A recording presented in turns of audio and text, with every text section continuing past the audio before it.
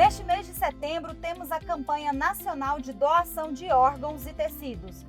O Brasil é o segundo país do mundo que mais realiza transplantes de órgãos, atrás apenas dos Estados Unidos. Aqui, a maioria dos transplantes de órgãos é feita pelo Sistema Único de Saúde, o SUS. Mas quem pode doar órgãos? Qual o procedimento para ser doador e receptor de órgãos e tecidos? Está no ar o Papo Médico, com o tema Doação de órgãos.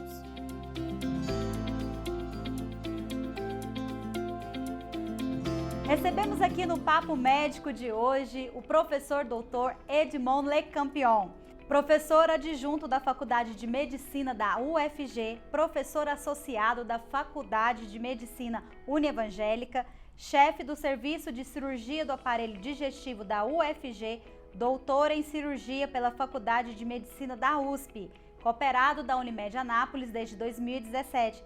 Dr. Edmond Lecampion, bem-vindo ao Papo Médico. Muito obrigado pelo convite, Luzina. É um prazer falar com todos vocês. Doutor, a doação consiste na remoção de órgãos e tecidos do corpo humano para uma outra pessoa. Em quais condições pode ocorrer a doação de órgãos e tecidos? Tem que ficar bastante claro para todos os cidadãos do estado de Goiás que existe uma lei que regulamenta a doação e os transplantes de órgãos no país, que é a Lei 9.434. Ela determina que todos os doadores, a doação de órgão, ela segue um rito entre a gratuidade e o fato dos doadores serem anônimos em relação a esse processo. Ou seja, toda pessoa em vida que tem um desejo de ter a perspectiva de doar o seu órgão, ele pode ser considerado um candidato. Esse desejo deve ser manifestado à sua família para que os seus familiares, portanto, tomem essa decisão caso ocorra, por exemplo, a eventualidade e a infelicidade de alguém evoluir para uma morte encefálica. E quem pode ser doador de órgãos e tecidos? Para você ser doador, existe, como eu falei, a autorização do familiar, do responsável legal, no caso de crianças e adolescentes, usualmente são os pais, ou até mesmo uma pessoa adulta que vai ser os pais ou algum familiar, um responsável legal por essa pessoa. E existem critérios muito bem estabelecidos, Como eu falei previamente, a lei que regulamenta isso é a lei criada em 1997 e houve uma nova regulamentação em 2017. Então, existe um processo profissional muito sério, ético e legal, que envolve o diagnóstico da morte encefálica. Então, essa pessoa que sofreu alguma patologia, alguma doença, como um acidente vascular cerebral encefálico ou até mesmo um trauma, essa pessoa, a partir do momento que ela tem uma inatividade encefálica, vai se criar o registro e a documentação dessa morte encefálica, que é realizada por 2 médicos, totalmente autônomos, que não tem nenhuma coparticipação com nenhuma equipe de transplante. Então são 2 médicos que estão responsáveis técnicos que vão fazer esse diagnóstico dessa morte encefálica e posteriormente disso, uma vez documentada a morte encefálica por critérios clínicos, existe o exame gráfico, ou seja, vai existir um exame complementar para confirmar de fato essa morte encefálica para ser um processo de fato seguro. E quem pode receber doação de órgãos e tecidos? O que deve ser considerado para fazer um transplante? Depende do órgão, No Brasil se transplantam diversos órgãos e tecidos e vai depender muito do critério que nós chamamos de uma falência crônica do órgão. Então, por exemplo, um paciente que tem uma cirrose hepática, portanto, ele tem uma doença do fígado crônica, totalmente descompensada, esse paciente vai ter critérios muito bem estabelecidos para receber um eventual fígado de um doador falecido. Da mesma forma que o transplante de coração. Então existem critérios que vão trazer uma doença crônica e o órgão não tem um funcionamento adequado, onde a única forma de tratar esse paciente, ou seja, retirar um órgão doente com a doença crônica, implantando, portanto, um novo órgão, essa é a forma que se utiliza. Então, na realidade, tudo depende da doença em questão e que tipo de órgão essa pessoa precisa receber. Cada órgão tem os seus critérios específicos. E aí, quais são os órgãos e tecidos que podem ser doados? Atualmente, no Brasil, são transplantados inúmeros órgãos. Os principais são coração, pulmão, fígado, rim e pâncreas. Isso quando se trata de órgãos sólidos.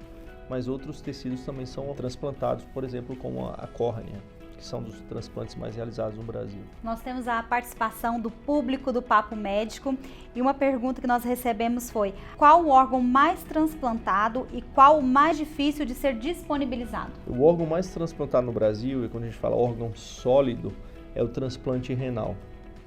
No Brasil, aproximadamente são realizados em torno aí de 4.000 a 4.200 transplantes de órgão sólido e o mais transplantado é o rim.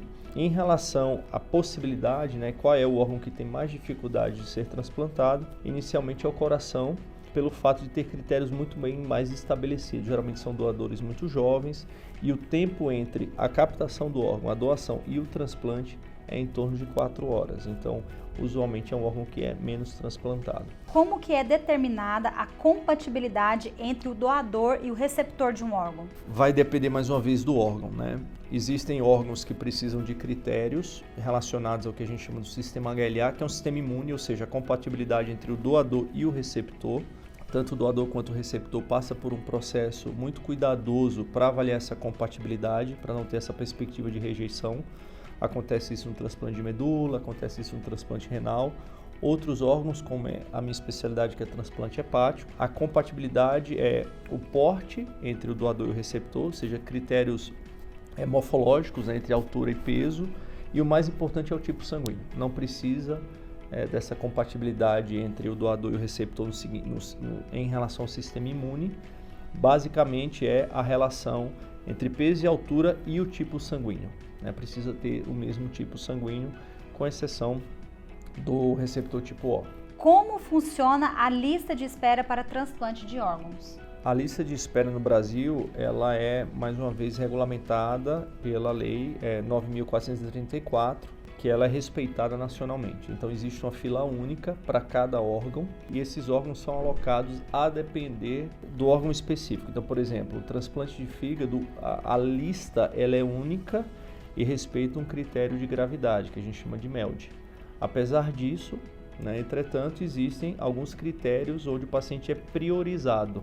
Por exemplo, como uma falência aguda hepática. Um paciente que tem uma hepatite aguda fulminante, ele termina sendo priorizado por um risco iminente desse paciente eventualmente morrer. Outros órgãos, por exemplo, existem outros critérios, mas fundamentalmente a fila é única e respeitam hierarquia a partir da sua alocação. Como que funciona essa hierarquia da lista, considerando os órgãos solicitados e também a disponibilidade nos estados? Usualmente, como o Brasil é um país de dimensões continentais, usualmente se utiliza, os órgãos usualmente ficam na própria região. Então, por exemplo, eu vou falar do fígado, que é a minha área. Os pacientes que estão listados e precisam de um fígado, inicialmente, se ele não tiver priorizado, esses órgãos ele vai receber as doações referentes ao estado.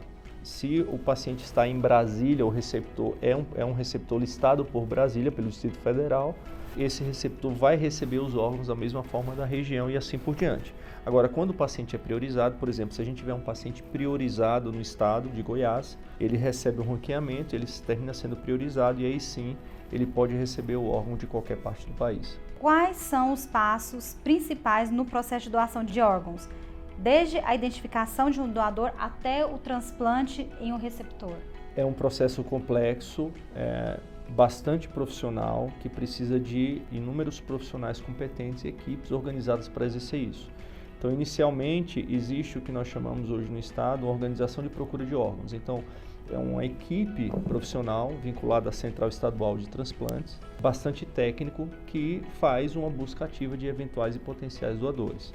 Um doador pode estar em hospitais de emergência, em hospitais privados, e esse potencial doador vai ser notificado e essa equipe responsável vai proceder o processo inicial em relação à efetivação desse potencial doador. Então vai fazer, como eu falei previamente, vai iniciar todos aqueles passos, ou seja, vai vir um médico totalmente isento, autônomo, que vai proceder à avaliação clínica neurológica desse doador, esse potencial doador, e o segundo médico, os dois vão avaliar se esse paciente tem ou não critérios de morte encefálica. Caso isso seja avaliado, definido e documentado pelo exame gráfico, ou seja, um processo muito seguro, aí sim vai ser entrado em contato com a família e conversado com muito cuidado, junto com o psicólogo, né, com o assistente social, falar da importância da doação. E caso a família, dentro dessa perspectiva de cidadania, né, de um sofrimento que é muito grande, a família opte por doar o órgão, e aí se torna um processo de notificação desse doador. E claro, a Central Estadual de Transplantes junto à Central Nacional de Transplantes vão proceder o processo de alocação desse potencial doador, separando, né, e alocando todos os órgãos como coração, pulmão, respeitando essa fila única. O tempo máximo de todo esse processo para que o órgão doado seja transplantado em segurança? Todo órgão ele precisa de um tratamento muito especial, né? Após a família opta por doar esse órgão, e a gente entende muito esse sofrimento, procede-se todo um componente profissional no intuito de preservar esses órgãos, no intuito de salvar a vida de várias pessoas, né? Então, o tempo entre a captação, a retirada do órgão e a implementação, o transplante depende do órgão. Então, por exemplo, o coração são em média ali 4 horas no máximo que esse órgão precisa ser implantado após a retirada e a preservação do órgão. O fígado a gente tem um pouco mais de tolerância, 8 a 12 horas. O rim tem uma tolerância mais ainda, né? Tem uma tolerância maior ainda. O rim aguenta mais isquemia, pode chegar a 16 até 24 horas. Então tudo depende do órgão que vai ser transplantado. Temos outra pergunta aqui do público do Papo Médico. É possível transplantar vários órgãos na mesma pessoa? Sim, é possível. Então, por exemplo, existem receptores que precisam de um transplante de fígado e rim, que é o que nós chamamos de transplante duplo. Então, se esse paciente preenche critérios muito bem estabelecidos, ele pode receber o fígado e o rim do mesmo doador. Quais são os maiores desafios enfrentados hoje no processo de doação de órgãos aqui no Brasil? E o que fazer? É uma pergunta difícil de responder, porque a doação, não só a doação e o transplante, ela é um trabalho árduo, complexo, que sempre precisa de ter uma evolução.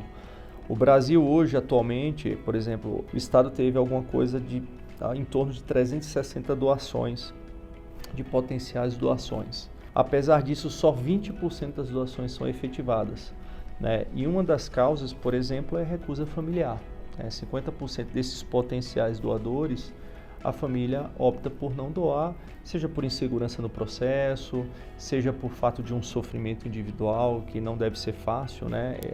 Perder um ente querido. Então, tudo começa, né? Toda a perspectiva do transplante, ela inicia justamente nessa importância de todos os cidadãos entenderem da necessidade da doação.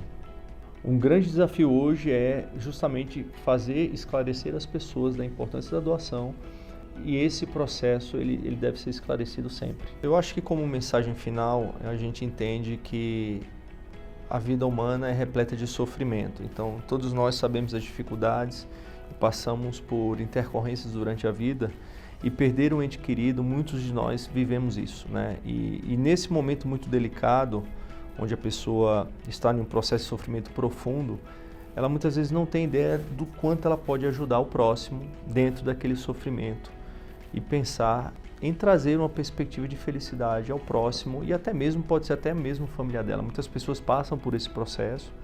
Tanta desinformação que ocorre hoje, a gente teve casos recentes atualmente, né, na televisão. A gente precisa entender que esse é um processo sério, legal, muito ético. O Brasil é um país muito sério, um dos grandes precursores, um dos maiores transplantadores do mundo, né? Então a gente ajuda um grande número de pessoas que estão em uma situação muito delicada. E eu gostaria de fazer com que as pessoas tentem se conscientizar disso, né? Tentar romper esse sofrimento que não é fácil, para trazer justamente essa perspectiva e mostrar para essas pessoas o quão é importante a doação do órgão, né? Dos órgãos de um familiar seu, de um ente querido. Mais uma vez, a gente sabe que o processo não é fácil, é muito delicado, e por outro lado, talvez a gente pode emitir uma luz de esperança, lembrando que a gente pode ajudar uma pessoa que está em uma situação tão grande de sofrimento também quanto essa pessoa. Dr. Edmond Lecampion, muito obrigada por sua participação aqui no Papo Médico. Eu que agradeço, Luzilene, um grande abraço e é um prazer estar aqui com vocês. Quer saber mais sobre saúde? Então acompanhe o Papo Médico nas redes sociais da Unimed Anápolis. Assuntos interessantes e informações importantes num bate-papo com especialistas.